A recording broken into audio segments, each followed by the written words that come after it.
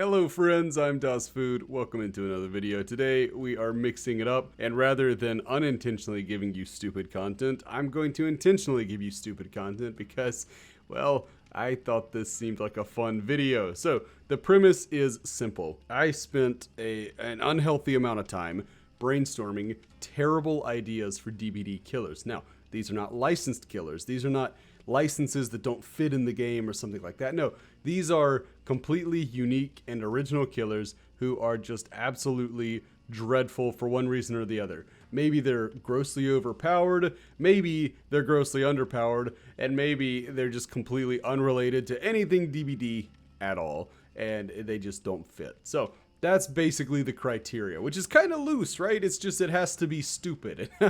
Well, when you're like me, I didn't exactly get my PhD from the University of Science. I am not a professor of logic. I am a goofball, a real goofy goober, and I think you're gonna see that as we go here. So if these are the worst ideas you've ever heard, make sure and leave this video a like, and if they're the best ideas you've ever heard, make sure you leave it a dislike, because I failed, and failures fail. Only failures fail, and I am not a failure. So all that out of the way, let's get into it.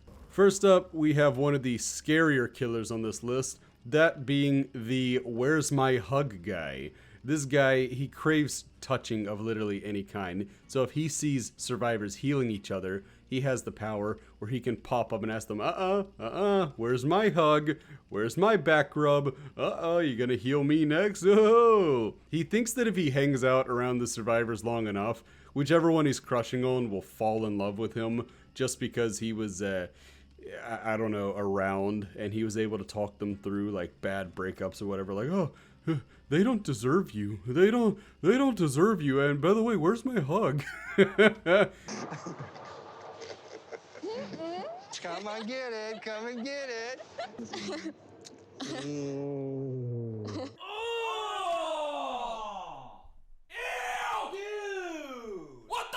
Also, this killer comes equipped with a perk called Cognitive Dissonance, which allows him to simultaneously call himself a nice guy in one sentence, and then tell a female survivor to die of cancer in the next sentence, without ever questioning if maybe he's not as nice of a guy as he thinks he is. So, truly remarkable. This is a very scary killer. I can't wait until they're added into the game. Next, we have the Dude Bro. This is a killer that unironically calls himself an alpha. As far as actual powers, it's pretty straightforward. So this is a simple M1 killer that comes with a power that can only activate once survivors are on the hook.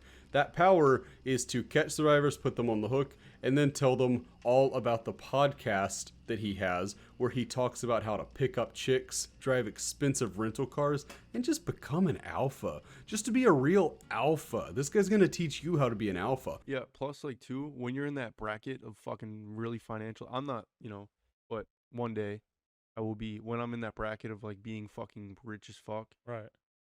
I feel like, especially like, I don't know, like a lot of dudes get played for their fucking money, and So, yeah, a lot. and they get made look like fucking fools because after a while too, money could only get you so far with getting pussy and shit. Well, it depends. At the end, and it's true, and like they'll be like, oh fuck them, I'm tired of them, the fucking housewife. That bitch was plotting. Or at least he would if you weren't on the hook, and I mean, whatever. But look, he doesn't care. This killer does not care. He has this amazing ability. We call it a perk even. Let's make this into one of his perks, where he can completely disregard the fact that the alpha male theory regarding wolves has long since been discredited and thrown out. He still thinks that shit is science. That shit is real to him, damn it. And he is going to let you know about it. He's an alpha. What are you going to do? He's an alpha, right? I mean, he's an alpha. And look, his whole thing, every single cosmetic he gets, he's going to say, I want the alpha logo on there. However, the logo he's actually going to put on there is not going to be the Greek alpha, but rather the lambda, which kind of looks like the English A, and he thinks that is the same thing. So this is maybe not one of the scarier killers, but honestly, I find him pretty repulsive. This next one is extremely straightforward. We have the kid who tried to go Super Saiyan and succeeded. Move over, nurse. There's a new king atop this mountain, and frankly, none of us stand a chance.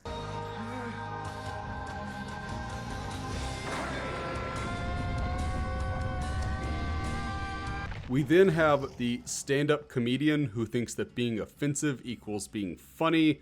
You know, they don't understand how comedians like Norm and Bill Burr and Chappelle get away with it, but they don't. You know, they come with this perk where they just are able to fundamentally lack knowledge about how to work a crowd and or survivors.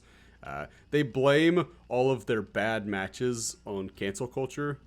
They are still funnier than Dan Ninen, though. All right, my dad is from India, and my mom is from Japan. I get my sushi from 7-Eleven. What's cool about this one is this comedian killer comes in both a male and female form, and in the male form, they just come out and make a bunch of really insensitive and really racist jokes, and then they're like, oh, you're not laughing? You're not laughing? I thought this was America. I thought we used to be able to make jokes here in America. And then in the female form, they just come out and make nothing but vagina jokes, and if you don't laugh, they're gonna call you a sexist. So either way, whichever variant of this killer you get, you're better off just like canceling your Netflix subscription. Oh, and it should be noted that this killer probably is going to come with a map that's just like some poor, innocent, did nothing wrong open bar. Not open bar, a bar that decided to have an open mic night and was then blessed with their comedy. So that should be fun. Next, we have Greg. This is the most powerful killer released. I will not elaborate further. Next, we have the React content creator. So this is another stealth killer. They just watch in silence from a distance, much like Michael Myers or Ghostface. Unlike Michael Myers or Ghostface, though, this killer will occasionally speak, saying things like, wow, or that's crazy, or are you guys seeing this? However, I think that Jake has got to go with this Vigo's Marauder because I think this is the quintessential, I can't say for sure what their actual power is, but I can say they are definitely making more money than any other killer and probably most content creators. So, yeah, I guess who's really laughing, right? Next, we have the person who is always ironic. This killer cannot take it seriously. Whenever they lose, it's just, oh man, whatever. I'm just out here. I'm just out here vibing. I'm just out here living, man. I'm not. Oh, I mean, wouldn't it be crazy if like I brought Noed and Pain Resonance and won? I mean, oh, that'd be crazy, right? It's all ironic though. It's all ironic. They've never had a meaningful relationship or experience in their entire life.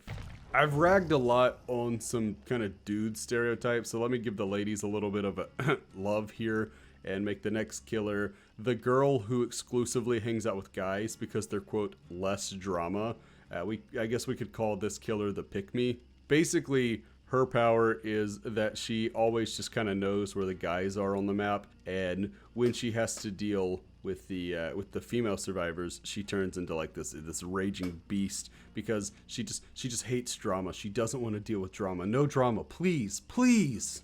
Next, we have a classic killer that's really been in the game since day one. This is the Shipper. This killer cannot see a pair of survivors together without commissioning just really detailed NSFW art of them and then giving it to them. Like, it's not weird. Like, it's not weird that sometimes you just know a person and don't want to have intercourse with them. Like, it's not weird that, sometimes you just have friends. Sometimes you just know people. No, look, if you have ever interacted with a person, you are in love with them, and we are going to make all kinds of art about it. Even if that person is a bloodthirsty killer and you're just a survivor, or vice versa. No, this is really a big one. This is a killer that's very prominent, has a lot of mains. You're going to see this one a lot as you go throughout the fog. And finally, we have easily the scariest killer of them all. This is the Average Cuties enjoyer. Basically, they're going to follow you around the entire time, telling you how the film was actually very valid and actually had some interesting critiques about modern society, and actually this film was really good. Oh, and also, while I'm at it, can I have some child porn?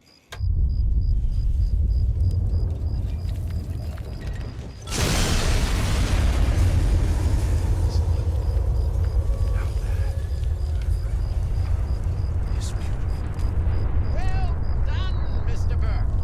And that's gonna do it for me. Thank you so much for watching. I hope you enjoyed. This one was lighthearted. It was fun. I hope nobody took any offense from anything. We were just making jokes here. But if you did take offense, I'm gonna be like the bad comedian and just like, oh, I thought this was America.